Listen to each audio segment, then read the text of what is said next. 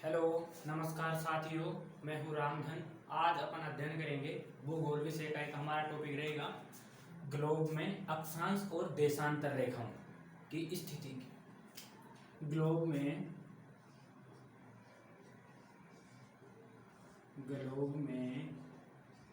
अक्षांश एवं देशांतर रेखाएं।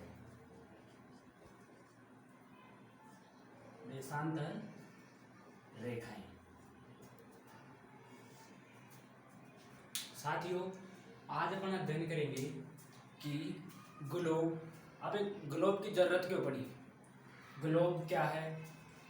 ग्लोब की बजाय जैसे मानचित्र चलते हैं, मानचित्रों से ही काम क्यों नहीं चल पाया? ग्लोब की हमें क्या जरूरत पड़ी? साथियों, इसका अध्ययन हम देखेंगे कि हमें ग्लोब की जरूरत इस वजह से पड़ी क्योंकि हमारी पृथ्वी क्या है? गोल है। पृथ्वी गोल है, तो पृथ्वी की गोल होने की वजह से किसी भी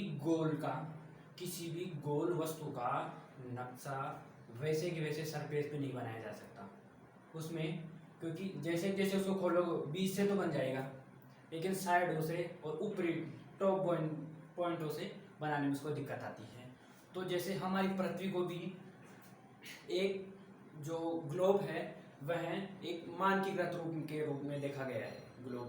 ग्लोब हमारी पृथ्वी का एक मानकीकृत रूप है जिसे हम ग्लोब कहते हैं। ग्लोब की जरूरत इस वजह से पड़ी कि जैसे वास्तविक पृथ्वी को अनुभव हम किस प्रकार से करें। वास्तविक पृथ्वी का अनुभव करने के लिए हमें ग्लोब की जरूरत पड़ी।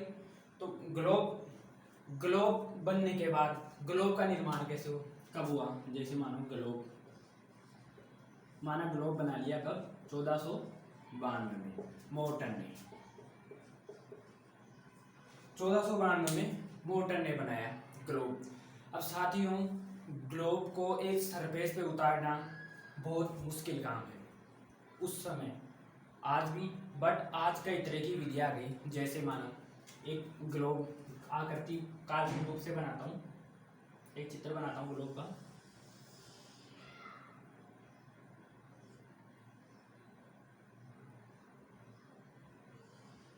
आप मान लीजिए कि यह क्या है? एक ग्लोब है।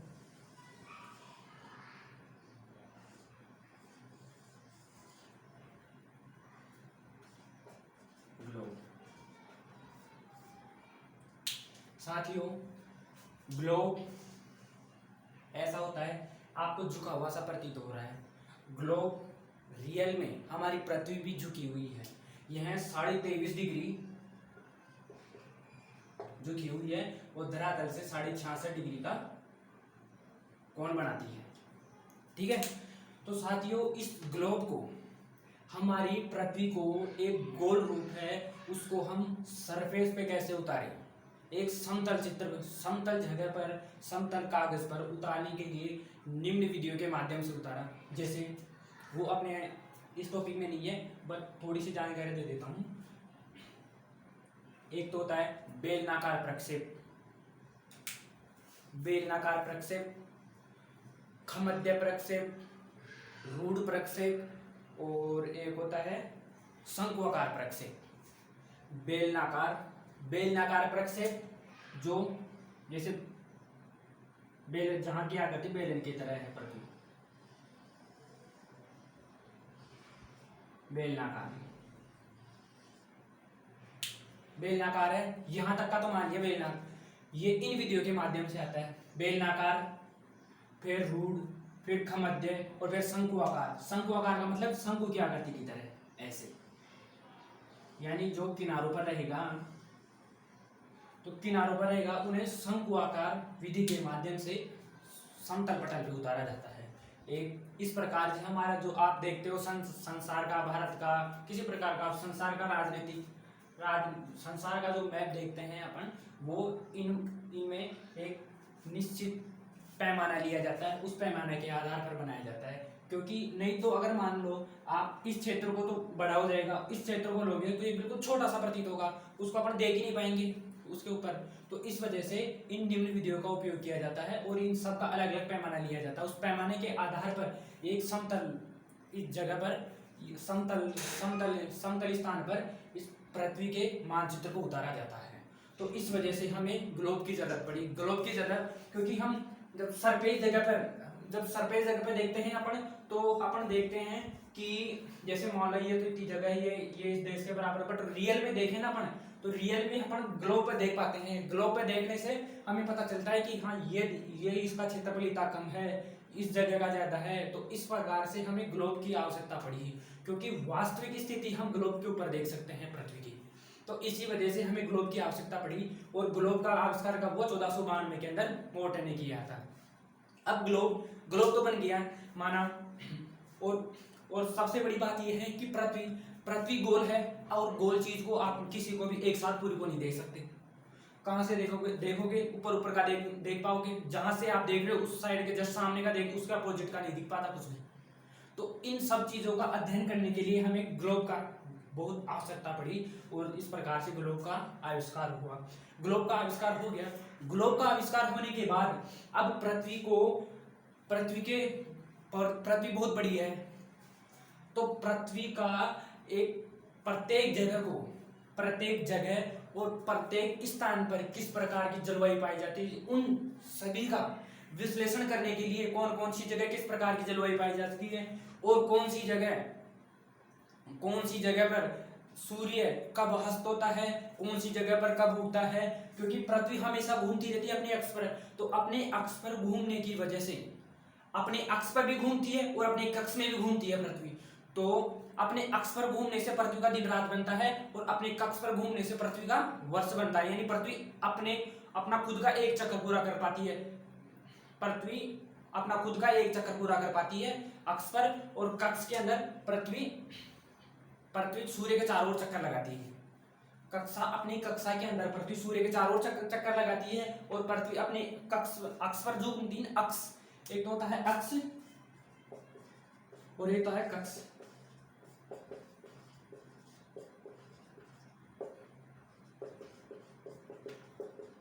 दिन रात, यानी जब पृथ्वी अपने अक्ष पर जो घूमती है, जैसे मान लो ये सूर्य, जैसे मान लो कि ये सूर्य है, सूर्य की किरणें पृथ्वी पर गिरेगी। जैसे मान लो ये पृथ्वी है, तो ये अपने बिल्कुल यहीं पे घूमे, खुद का चक्कर यहां से ऐसे पूरा करेगी, तो ये क्या हो रहा है? अपने अक्ष पर घूम रही है। अपने अक्ष पर घूमने की वजह से यह इसका एक हिस्सा सूर्य के जस्ट सामने से हो तो वह गुजर रहा है, और एक जस्ट इसके अपोजिट चला जाता है, वहां अंधेरा हो जाता है, जो सामने रहता है वहां पे क्या हो जाता है? उजाला हो जाता है। इसी वजह से पृथ्वी अपने अक्ष पर घूमती है, तो उससे दिन रात बनते हैं और अपनी कक्षा में चक्कर लगाती है सूर्य के चारों ओर।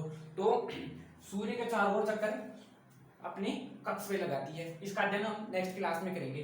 तो अपना टॉपिक है ग्लोब में अक्षांश और देशांत रेखाएं।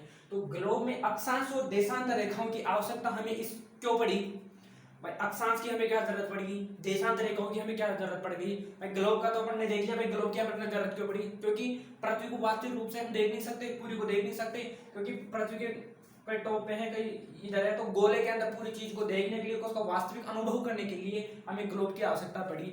और अक्षांश और देशांत रेखाओं की स्थिति अपन हम देखते हैं भाई, इनकी आवश्यकता हमें क्यों पड़ी।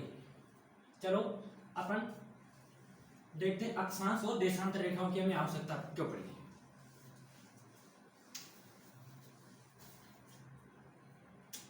अक्षांश रेखा, सबसे पहले हम अध्ययन करेंगे अक्षांश रेखाओं के बारे में।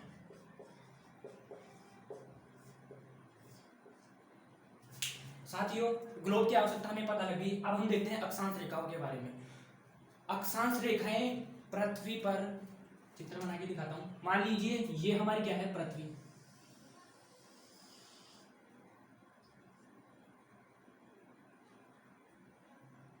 थोड़ा सा भाई ड्राइंग थोड़ी सी टाइट है, तो देख लेना आपके हिसाब से। मान लीजिए आप, तो ये पृथ्वी है, सही है, जैसी भी है वैसी मान लीजिए आप। मुझे भी सर मान लीजिए थोड़ी सी ज्यादा ही बकवास लग रही है।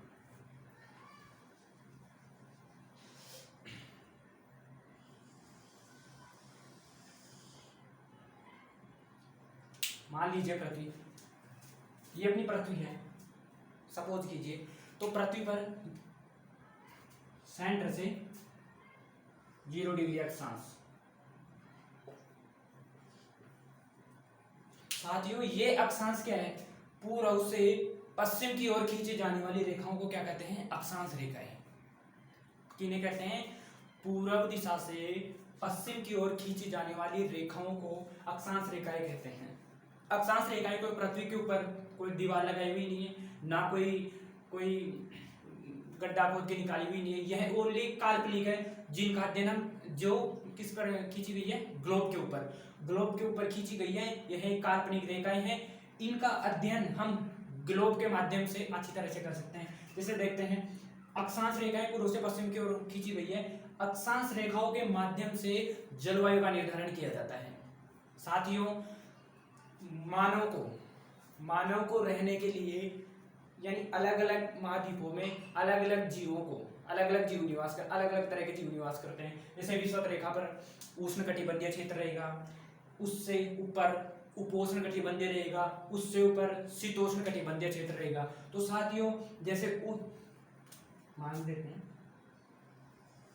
23.5 डिग्री और 66.5 डिग्री और 0 डिग्री, यहाँ का क्षेत्र रहेगा 0 से 23.5 डिग्री के उष्ण, 66.5 से 23.5 के मंडल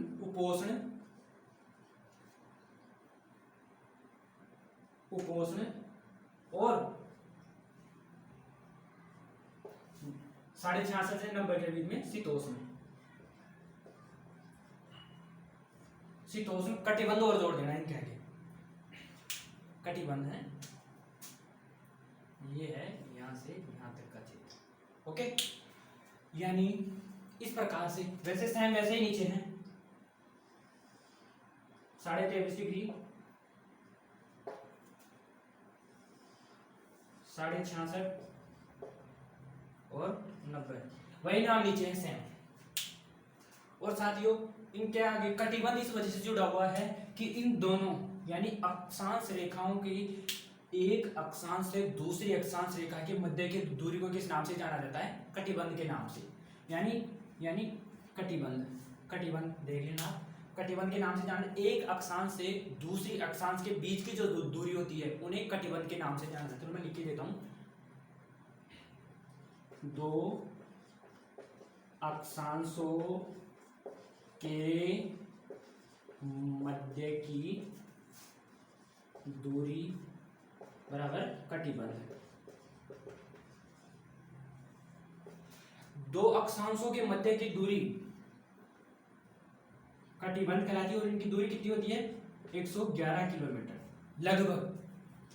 जैसे जैसे ध्रुवों की ओर बढ़ेंगे इनकी मामूली सी दूरी बढ़ती जाती है, 111 पॉइंटों में बढ़ती है, उसका आपके लिए just chill it is right. Okay, यानी इसके सामान्यतः इसकी औसतन दूरी कितनी है, 111 किलोमीटर। दो अक्षांश रेखाओं के मध्य की दूरी को कटिबंध कहते हैं और इनके मध्य की दूरी 111 किलोमीटर होती है। अतः अक्षांश रेखाओं को निर्माण किस वजह से किया गया है, इनकी जलवायु का निर्धारण करने के लिए। इसका निर्धारण करती है जलवायु का निर्धारण। साथियों आपने देखा होगा कि जब 0 डिग्री अक्षांश रेखा पर सूर्य सीधा चमकता है सर्वाधिक समय तक, यानी 23 डिग्री से 23 डिग्री, भूमध्य रेखा के नाम से जाना जाता है इसको, भूमध्य, कर्क और मकर, अंटार्कटिक और आर्कटिक रेखा।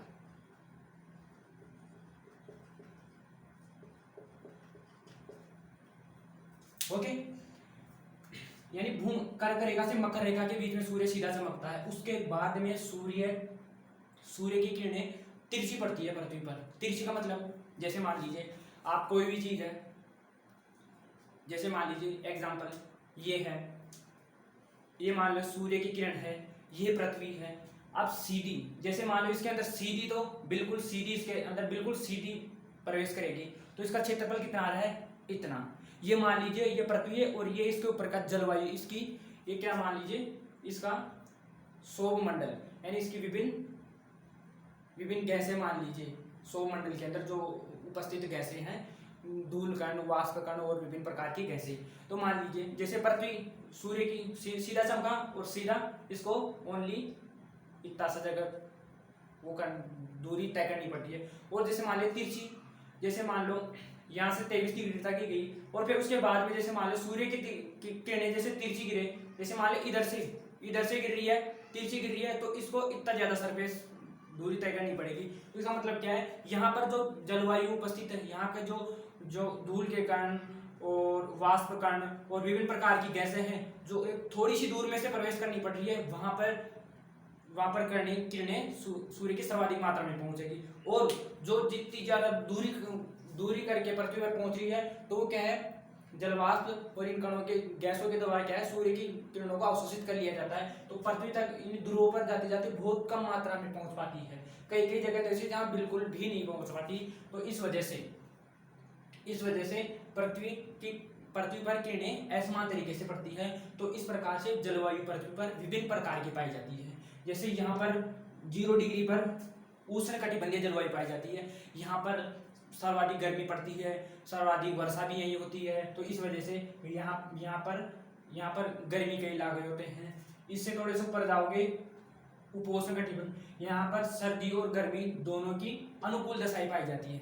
यहाँ पर सर्वाधिक अनुकूल दशाएं कहाँ होती है, उपोष्ण कटिबंधीय क्षेत्र के अंदर। रीजन क्या है, ना तो यहाँ ज्यादा गर्मी है ना यहाँ ज्यादा ठंड है। उसके बाद में शीतोष्ण कटिबंधीय क्षेत्रों में बर्फ जमी हुई रहती है, दोनों ध्रुवों पर बर्फ रहती है। तो इस वजह से यहाँ पर जीव के अनुकूल दशाएं बहुत कम मात्रा में होती है। जैसे आपने देखा होगा कि ध्रुवों पर जो जीव पाए जाते हैं उनके बाल सर्वाधिक लंबे होते हैं, बहुत लंबे लंबे बाल होते हैं। ध्रुवीय भालू वगैरह आपने बहुत सी चीजें देखी होगी जिनके बाल लंबे लंबे। रीजन क्या है, वो अपने को वहाँ की परिस्थितियों से क्या है, अपने को सुरक्षित रखते हैं। मतलब जैसे उनके लंबे बाल होंगे तो उनको सर्दी कम लगेगी। जैसे आप भूमध्य रेखा पर देखेंगे तो यहाँ पर इतने लंबे बाल वाले नहीं होते, बहुत छोटे छोटे बाल वाले पशु वगैरह, जीव वगैरह, सब पशु जीव जो देखते हैं वो देखते हैं। यहाँ पर जो पेड़ पौधे होते हैं वो ठंड वाले पौधे होते हैं। यहाँ के पौधे यहाँ नहीं उगाए जा सकते। रीजन क्या है, यहाँ पर तो बहुत ज्यादा टेम्परेचर है, यहाँ पर बहुत कम टेम्परेचर है। बहुत ज्यादा टेम्परेचर वाले पौधे कम में नहीं उग सकते, कम वाले ज्यादा में नहीं उग सकते। तो इनकी अलग अलग प्रकार की अलग अलग जलवायु पाई जाती है। तो इनके अध्ययन के लिए अक्षांश रेखाओं का अध्ययन किया जाता है साथियों। अक्षांश रेखाएं आपने देखा जो पूर्व से पश्चिम की ओर खींची जाती है। अब अपन देखते हैं इनकी संख्या कितनी है। भाई इतनी इनकी संख्या भी तो होगी ना, यानी 0 डिग्री से ऊपर तक 90 है इनकी संख्या, और फिर 0 डिग्री से दक्षिण की ओर 90 है। तो 90 और 90 प्लस 90 बराबर 180, प्लस 0 नहीं जुड़ी हुई इसके अंदर, 0 भी जोड़िए, प्लस 0 डिग्री बराबर 181। ये क्या हो गए, अक्षांशीय वृत्त। कुल अक्षांशीय वृत्त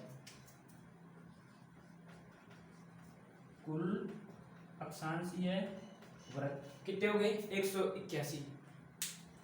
ओके, कुल अक्षांशीय वृत्त क्या है, जैसे मान लो ये रेखा है, अपन को एक सरफेस दिख रही है, एक बॉल के ऊपर जब आप, ये बॉल है, इसके ऊपर आप देखोगे आपको इसका एक हिस्सा दिख रहा है, बल्कि ये तो चारों तरफ से खींची हुई है ऐसी, तो इसका चारों तरफ से खींची हुई है, तो एक साइड से, तो ये एक पूरा का पूरा वृत्त बना हुआ है इसका। तो इस वजह से क्या नाम देते हैं इनको, अक्षांशीय वृत्त। ये बिल्कुल चारों तरफ, जैसे मान लो ये चारों तरफ ऐसे सभी ऐसे खींची हुई है सब रेखाएं ऐसे। ओके, तो इस वजह से इनको क्या कहते हैं, वृत्त, अक्षांशीय वृत्त। कुल अक्षांशीय वृत्त कितने हैं, 181। और कुल अक्षांशीय रेखाएं कितनी है, 179। अब आप कहोगे कुल अक्षांशीय वृत्त 181 और कुल अक्षांश रेखाएं 179 कैसे, 179 क्यों हुई। साथियों, जो 90 डिग्री है उत्तरी ध्रुव और जो 90 डिग्री है दक्षिणी ध्रुव, इन दोनों पर ओनली एक बिंदु मात्र है। जो बिंदु मात्र होने की वजह से इसे कोई रेखा नहीं कहते। रेखा किसे कहेंगे? दो बिंदुओं को मिलाने वाली रेखा को क्या, दो बिंदुओं को मिलाने वाले को क्या कहते हैं? एक बिंदु से एक बिंदु को, ये दो बिंदु, इन दोनों बिंदुओं को मिलाने वाली को क्या कहेंगे? इसे कहेंगे रेखा। और बल्कि जब तो ये यहाँ क्या है? ओनली एक बिंदु ही है, यहाँ भी एक बिंदु है, तो ये दोनों, ये वृत्त तो है, एक बिंदु वृत्त तो रहेगा क्योंकि ये गोल है, वृत्त तो रहेगा, बट ये क्या है? रेखा नहीं है। तो इस वजह से इनकी संख्या कितनी हुई? यानी 181 में से 181 में से 2 माइनस कर दो तो इनकी 179 रेखाएं लिखी, कुल रेखाएं। और केवल आपके क्वेश्चन सवाल ऐसा है, अक्षांश कितने हैं? अक्षांश के अंदर 180 आता है। ओनली अक्षांश, कुल वगैरह कुछ भी जुड़ा हुआ नहीं है, ओनली अक्षांश कितने आएंगे? 180। इसके अंदर 0 डिग्री काउंट नहीं होता, ठीक है। कुल अक्षांशीय वृत्त 181, कुल अक्षांश 179 और अक्षांश रेखाएं 180। तो अपन ने, और इनके मध्य की दूरी कटिबंध बताई थी मैंने आपको, ठीक है। इनके बीच की दूरी 111, इनकी संख्या होगी। अब अक्षांश रेखाएं आपको पता लग गया किस काम में आती है? जलवायु का निर्धारण करने के लिए। तो ओनली अक्षांश रेखाएं जलवायु का निर्धारण करती है, और अक्षांश और देशांतर दोनों रेखाएं मिलकर किसी स्थान विशेष का निर्धारण करती है। इनका हम आगे अध्ययन करते हैं, इनके बारे में आपने देख लिया। और थोड़ा सा और फैक्ट देख लेते हैं हम।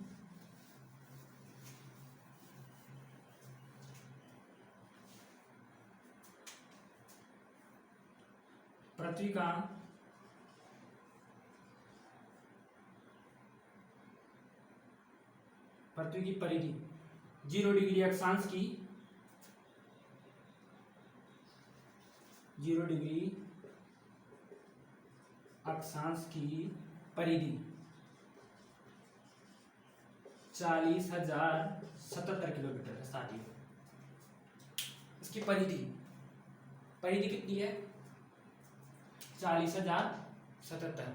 पृथ्वी का व्यास कितना है? 12,756 किलोमीटर। और पृथ्वी की त्रिज्या कितनी है?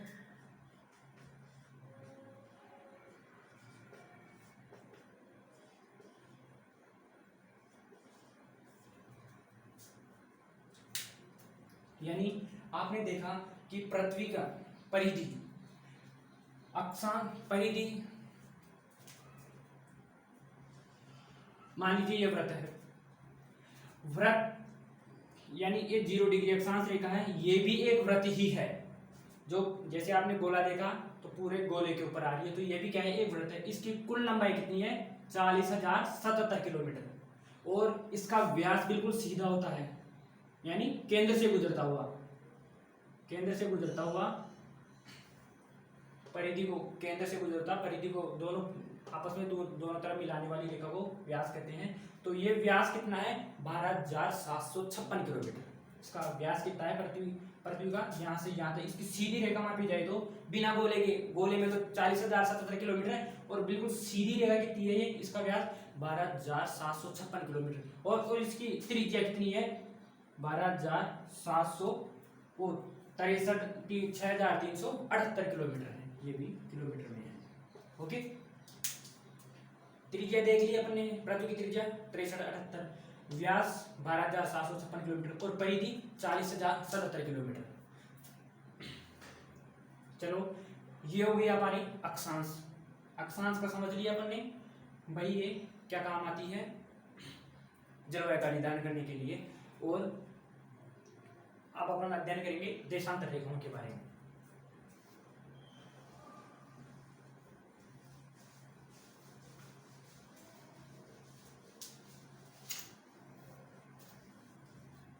और साथ ही हम देखते हैं देशांतर।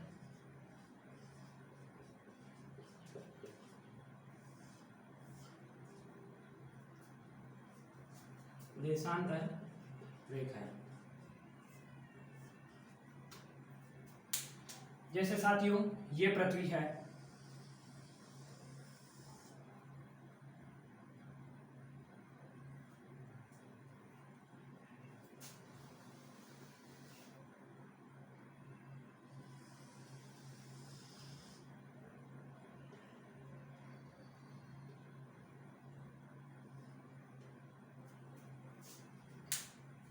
देशांतर रेखाएं, देशांतर रेखाएं उत्तर से दक्षिण की ओर खींची जाती है। देशांतर रेखाएं ग्लोब पर उत्तर से दक्षिण की ओर खींची जाती है। 0 डिग्री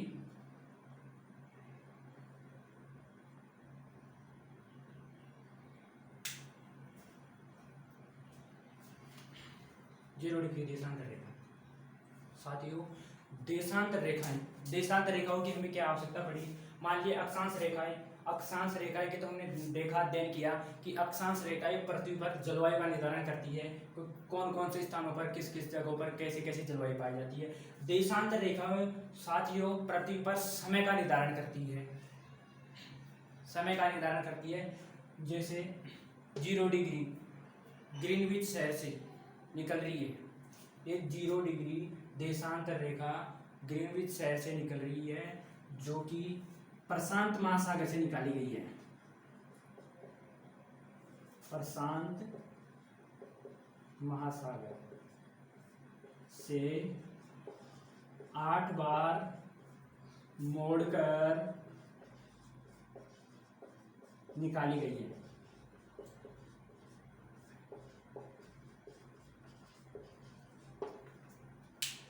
साथियों ग्रीनविच रेखा, इसे जीएमटी भी कहते हैं, Greenwich main time. Greenwich main time साथियों ये हैं ग्रीनविच मेन टाइम के नाम से भी जानी जाती है। यह प्रशांत महासागर से 8 बार क्यों मुड़ी हुई है। साथियों इसके पूर्व में चलने पर समय बढ़ता है और पश्चिम में चलने पर समय घटता है। पूर्व में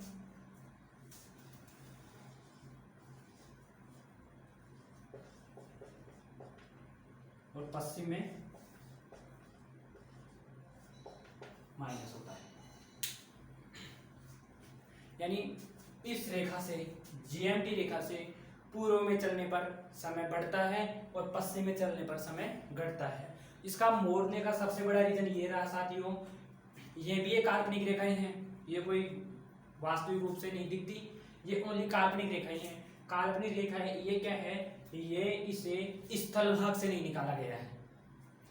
सीधी निकालते तो कई स्थल भागों से निकलती, और स्थल भाग से निकलने का अर्थ ये होता कि एक ही देश में 2 तरह के समय हो जाते हैं, क्योंकि इसके पूर्व में एक दिन आगे रहता है, पश्चिम में एक दिन रविवार। जैसे मान लो पूर्व में सोमवार है तो पश्चिम में रविवार रहेगा। इस वजह से यानी एक ही देश में 2 समय जोन का मतलब है यानी 2 तरह के समय नहीं होने की वजह से इसे 8 बार मोड़ा गया है और इसे प्रशांत महासागर से निकाला गया है। अतः इसे जीएमटी नाम से भी जाना जाता है। अक्षांश रेखाओं की संख्या 360 है। इनकी कुल संख्या कितनी है, 360 है। यानी एक देशांतर रेखा को पार करने में 4 मिनट का समय लगता है। इसे 24 जोनों में बांटा गया है। कुल देशांतर रेखाओं को 24 जोनों में बांटा गया है। जैसे अध्ययन करते हैं, देखो आगे देशांतर रेखाओं को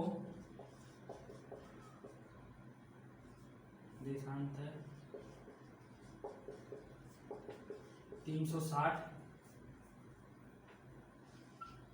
और देशांतर रेखाओं की संख्या कितनी होगी, 360 होगी और कुल समय जोन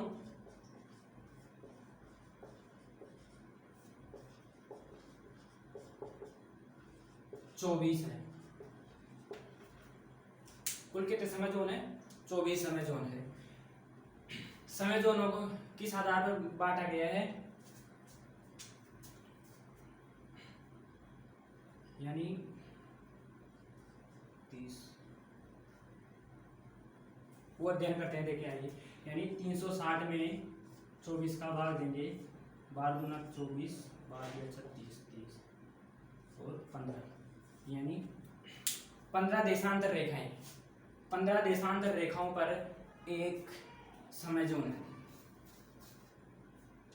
15 देशांतर रेखाओं पर एक समय जोन है। इसका अर्थ क्या हुआ, जैसे एक मैंने क्या बताया, एक देशांतर रेखा को पार करने में कितना समय लग रहा है, एक देशांतर को पार करने में 4 मिनट लगते हैं। एक देशांतर रेखा को पार करने में 4 मिनट लगते हैं, तो 15 को कितना टाइम लगेगा? 15 इंटू 4, 15 चक्कू 60, यानी 60 मिनट, यानी 1 घंटा। 15 देशांतर रेखाओं को पार करने में 1 घंटा लगेगा। तो इस आधार पर इन्हें, यानी एक घंटे के आधार पर 60 मिनट में इन्हें 24 समय जोनों में बांटा गया है। ठीक है। तो जैसे मान लीजिए भारत है, भारत की स्थिति जैसे मान लीजिए भारत है, भारत की देशांतरीय विस्तार 68 डिग्री से 97 डिग्री तक है। 97 डिग्री 25 मिनट तक है। 68 डिग्री से 97 डिग्री 25 मिनट तक है। तो इसका निर्धारण यहाँ पर समय जोन देखें कि अब आप लगाओगे कि 68 से मतलब 30 का लगभग, इसमें 30 का अंतर है, दोनों के मध्य 30 का अंतर है। ठीक है। 30 का अंतर होने की वजह से भारत के पूर्वी और पश्चिमी इलाके में देखें, लास्ट छोर पूर्वी और पश्चिम का लास्ट छोर में देखें, तो भारत में भी 3 को 4 से गुना 1, यानी 2 घंटे का अंतर आ जाता है। 2 घंटे का अंतर आ जाता है पूरे भारत के अंदर भी देखा जाए तो। भारत में भी समय में पूर्व और पश्चिम में दोनों में अगर समय का अंतर किया जाए या देशांतर रेखा के आधार पर 2 घंटे का समय आ जाता है।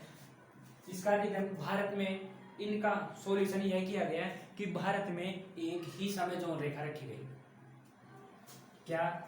भारत में एक ही 82.5 डिग्री इलाहाबाद से गुजरती है, जो 82.5 डिग्री भारत में एक ही समय जोन रेखा, यानी अलग अलग देश अलग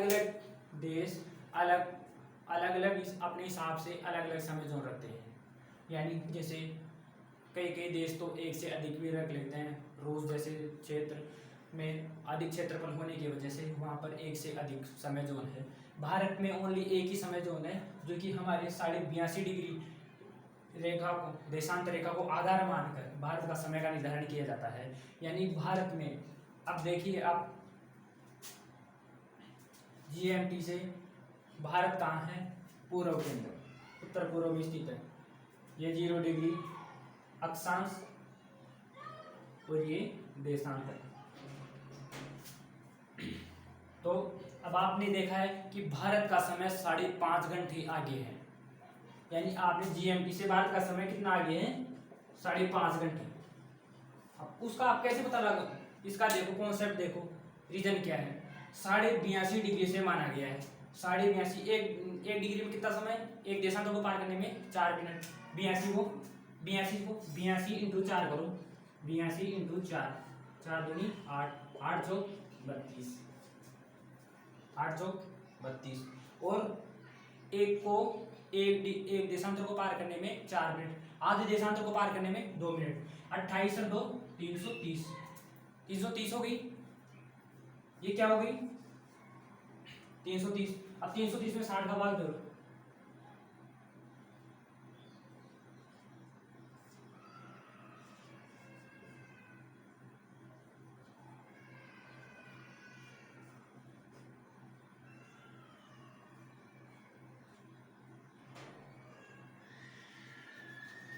तीन सौ तीस में भारत में 82.5 डिग्री है। 82.5 को पार करने में कितना टाइम लगा? 82 को पार करने में 328 लगा। और 328 के बाद में 2 बच गई, तो 330 हो गई। 60, 6 12, 36, 36, यानी 360 में 6 घंटे लग रहे हैं। और 6 घंटे कितने में लग रहे हैं? 360 में, ये मिनटें आ गई। यानी 300 घंटे में कितने हो गए? 5, 5 छक्का 30, यानी 300 में 5 घंटे और 30 मिनट। इसका आ गया ये, इसको हल करने पर 5 घंटे और 30 मिनट आ जाता है। तो इस आधार पर ये भारत 0 डिग्री से GMT रेखा से 82.5 डिग्री रेखा तक 5.5 घंटे का अंतर, इस वजह से क्योंकि 82.5 इससे इधर 82.5 डिग्री बाद है, भारत पूर्व की तरफ है, पूर्व की तरफ होने की वजह से समय बढ़ जाता है, तो इस वजह से इसमें प्लस 5.5 घंटे आगे हैं। यही रीजन है कि यहाँ पर GMT भारत का समय GMT से 5.5 घंटे यहाँ आगे हैं। इनका अध्ययन देशांतर रेखाएं 360 डिग्री हो गई, देशांतर रेखाओं की संख्या 360 है, कुल समय जो 24 है, देशांतर पार करने में 4 मिनट का समय लगता है। तो इस आधार पर अक्षांश और देशांतर रेखाएं का आपने देख लिया। देशांतर रेखाएं समय ज्ञात करने के लिए उपयोग में ली जाती है। अब देखेंगे कि अक्षांश और देशांतर दोनों रेखाएं मिलकर क्या काम आती है।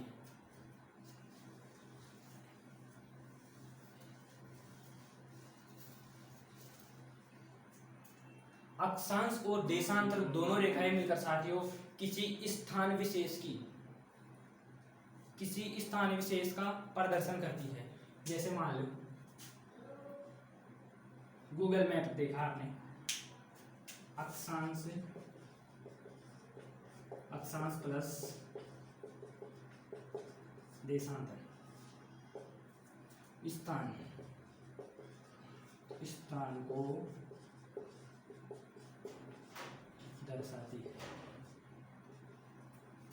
किसी स्थान को दर्शाती है। जैसे मान ला आपने गूगल मैप देखा होगा, आपने गूगल मैप खोला होगा, तब उसमें आपको कुछ संख्याएं लिखी हुई मिलती है किसी स्थान विशेष के बारे में। जैसे आप जहाँ खड़े हो उसी क्षेत्र को देख लो, वहीं पे खोल के देखना आप उसको, आपने गूगल को आपने वैसे संख्या लिखी हुई आएगी, जैसे 28 डिग्री। अब एक बात बताऊं, इनको ज्ञात करने के लिए, किसी स्थान को ज्ञात करने के, एक तो होती है डिग्री, मिनट और सेकंड। साथियों डिग्री का निशान तो आप सब जानते हैं, मिनट का इसके अंदर ओनली एक लाइन दर्शाई जाती है ऐसी, और सेकंड के लिए 2 लाइन दर्शाई जाती है इसके अंदर गूगल मैप के अंदर। यानी अक्षांश और देशांतर रेखाओं को किसी स्थान की स्थिति ज्ञात करने के लिए इन चिन्हों का भी हमें ध्यान होना बहुत जरूरी है। जैसे डिग्री के लिए 0 डिग्री रेखा, ये डिग्री का ये ऐसे बिल्कुल पॉइंट दर्शाते हैं। मिनट का ओनली एक तिरछी लाइन, और सेकंड के लिए डबल तिरछी लाइन। ठीक है, तो आपने वैसे कुछ देखा होगा, जैसे आपने कोई भी मान लो कोई भी जगह पर खड़े हो, तो 32 डिग्री 8 7 कुछ भी मान लो, कुछ भी संख्या मान लो मिनट, और उसके बाद में सेकंड, ऐसे आपने देखा होगा, है ना। तो ये संख्या क्या है, वहाँ की अक्षांश, इनके आगे नॉर्थ साउथ भी लिखा हुआ रहता है, नॉर्थ साउथ। तो ये संख्या क्या है, वहाँ की अक्षांश, जो भी अक्षांश और देशांतर रेखाएं जहां पर काटती है, तो अक्षांश यानी नॉर्थ आएगी और देशांतर रहेगी, और जो ईस्ट आएगी, ईस्ट की तरफ है तो ईस्ट आएगी, वेस्ट की तरफ है तो डब्ल्यू आएगा। तो ये अगर जैसे भारत में देखते हैं तो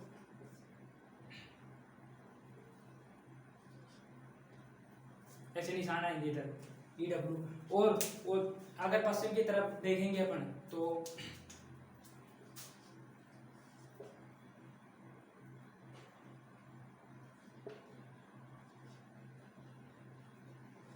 ईस्ट और वेस्ट। अगर इधर रहेगी तो ईस्ट रहेगी, ई आएगा, और उत्तर पूर्व में रहेगी तो नॉर्थ ईस्ट आएगा, और इधर साउथ वेस्ट में रहेगी तो NW आएगा। तो इस आधार पे आपने इनका अध्ययन, किसी अक्षांश और देशांतर रेखाएं दोनों मिलकर किसी स्थान विशेष का अध्ययन करती है। अक्षांश और देशांतर रेखाएं दोनों मिलकर किसी स्थान विशेष का अध्ययन करती है। तो इस प्रकार से हम अक्षांश और देशांतर रेखाएं हमें दैनिक जीवन में उपयोगी है, तो इस प्रकार से हमारे काम आती है। आज के लिए साथियों इतना ही, और बाकी का अध्ययन हम नेक्स्ट क्लास में करेंगे। साथियों आपको अच्छा लगे शेयर करना, चैनल को सब्सक्राइब करना, और टेक्निक की प्रॉब्लम से कुछ भी मान लो गलती रहे, आगे हम सुधारने की कोशिश करेंगे। आज के लिए बस इतना ही, धन्यवाद।